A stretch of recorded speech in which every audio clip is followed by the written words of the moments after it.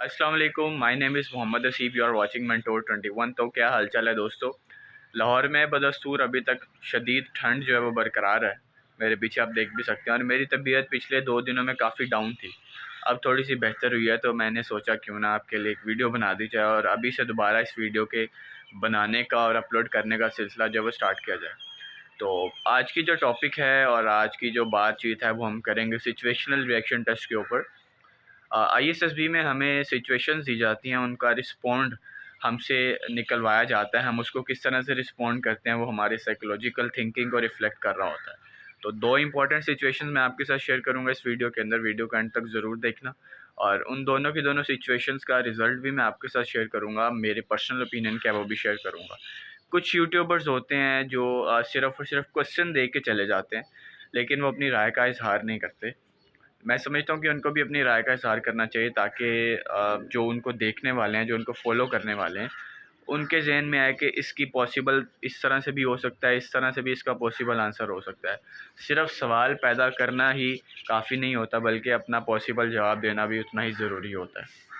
So the thing is that सबसे पहली situation ये है कि सिचुएशन नंबर 1 की तरफ चलते हैं। सबसे पहली सिचुएशन ये है कि अगर आप आईएसएसबी के लिए ट्रेन में बैठ चुके हो, मतलब लाहौर से गुजरांवाला है या किसी दूसरे शहर से आपने किसी भी सेंटर में जाना है, तो आप अपने आईएसएसबी के लिए इस ट्रेन में बैठ चुके हो। ट्रेन चल पड़ी है, ट्रेन चल पड़ी, आपको याद आया है कि मेरा तो आईडी कार्ड ही घर रह गया, या मेरा कोई एजुकेशनल डॉक्यूमेंट घर रह गया, या मेरा आईएसएसबी का लेटर घर रह गया। तो फिर आप क्या करोगे? इसका जवाब देना है। जो मैं समझता हूँ वो मैं आपके साथ शेयर करूँगा। जो आप समझते हैं आप भी कमेंट सेक्शन में मुझे ज़रूर बताइएगा। The first thing is that सबसे पहले तो मैं ये देखूँगा कि ट्रेन जब रवाना हुई है तो उसने कितना डिस्टेंस ट्रैवल कर लिया है। अगर तो वो गुजरांवाला के बहुत करीब पहुंच चुकी है, या अगर तो वो मेरे सेंटर के बहुत करीब पहुंच चुकी है, तो मैं क्या करूँगा, मैं वहीं से अपने घर वालों को फ़ोन करूँगा कि बराए करम मेरा ये वाला डॉक्यूमेंट घर में रह गया है या इस जगह पर पड़ा हुआ है, तो काइंडली आप वो डॉक्यूमेंट मुझे गुजरांवाला देने चले आएँ।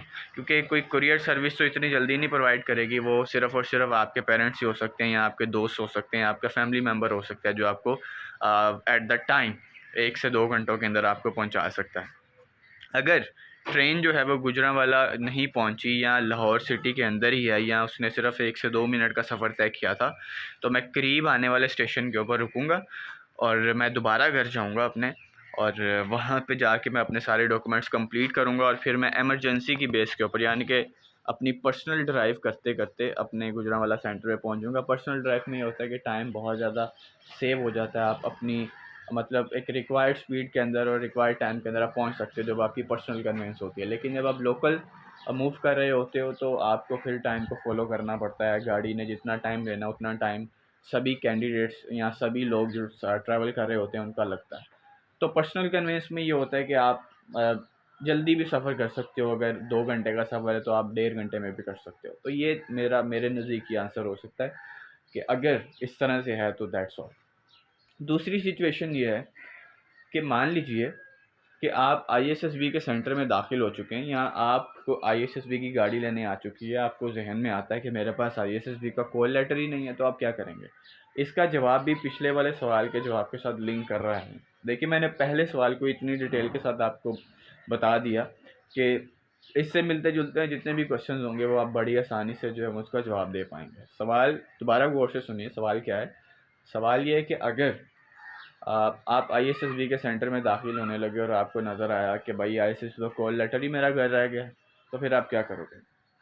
The simple way is that कि ये बहुत कैजुअल सी चीज़ है। जब मैं भी आईएसएसबी देने के लिए गया था तो वहाँ पे कुछ कैंडिडेट्स का किसी का आईडी कार्ड घर रह गया था, या किसी का एजुकेशनल डॉक्यूमेंट घर रह गया था। तो वहाँ से फिर एमरजेंसी यानी कि जल्दी से जल्दी होने की बुनियाद के ऊपर वहाँ से फिर कॉल किया जाता है घर में कि ये डॉक्यूमेंट रह गया है, अपने कैंडिडेट को जल्दी से यहाँ डॉक्यूमेंट या उसका सेंटर तक पहुँचाएँ। तो ये बहुत मतलब नॉर्मल सी चीज़ है, कभी कभार कैंडिडेट का रह जाता है। तो जो तरीका है वो यही होता है कि घर फ़ोन किया जाता है और घर वाले जो है वो जल्दी से जल्दी रावली कैंट, गुजरांवाला या किसी और सेंटर पर उस डॉक्यूमेंट को जो है वो ड्रॉप करवाने के लिए या करने के लिए खुद आते हैं।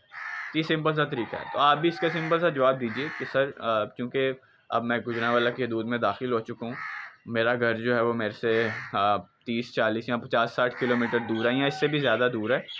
तो अब तो मैं ज़रूर ये चाहूँगा कि मैं अपने घर वालों को फ़ोन करूँ और उनको बताऊँ कि मेरा डॉक्यूमेंट रह गया है, और इंशाल्लाह वो डॉक्यूमेंट जल्द आ जाएगा। और फिर बाकायदा जो प्रोसीजर है डॉक्यूमेंटेशन का, वो उसको बाकायदा उसको जो है वो स्टार्ट किया जाएगा। तो ये सिंपल सा मुख्तसर सा जवाब दीजिए, पॉजिटिव रह के दीजिए, ज़्यादा मत सोचिए। ज़्यादा जब आप सोचेंगे तो आपके जहन में तरह तरह के ख़्यालात आते हैं, कुछ पॉजिटिव होते हैं, कुछ नेगेटिव होते हैं। तो उस ख़्यालात के झुरमुट में किसी सही जवाब का इंतख़ाब करना बहुत मुश्किल हो जाता है। सो आई विल रिकमेंड, ज़्यादा मत सोचिए, पॉजिटिव सोचिए, पॉजिटिव रहिए, और आपको जो लगता है बेस्ट आंसर है वो दीजिए। बनावट अगर आप फ़ेक लगने लगेंगे, अगर आप फ़ेक चीज़ों का इंतख़ाब करने लगेंगे जो आपकी पर्सनैलिटी के साथ एसोसिएट नहीं करती, तो आप बहुत जल्द पकड़े जाएंगे और बड़ी आसानी से आप नॉट रिकमेंड हो जाएंगे। तो सिंपल तरीका ये होता है कि जस्ट रियल रहें। ज़रूरी नहीं है कि हर कैंडिडेट ही पास हो, हर कैंडिडेट ही पाकिस्तान आ जाए। बिल्कुल ये आपका पैशन हो सकता है, बिल्कुल ये आपकी ज़िंदगी का मकसद हो सकता है, लेकिन मैं ये कह रहा हूँ कि अल्लाह ताला ने भी हमारे लिए कुछ ना कुछ सोचा होता है। तो कभी भी इस चीज़ को ज़हन में मत लीजिए कि अगर हम नॉट रिकमेंड हो गए तो क्या होगा, and then all that. Best of luck to all of you. बाकी इंशाल्लाह अगली वीडियो में आपसे मुलाकात होगी। मेरे लिए दुआ गो रही है और अपना बहुत सारा ख्याल रखिए। अल्लाह हाफ़िज़।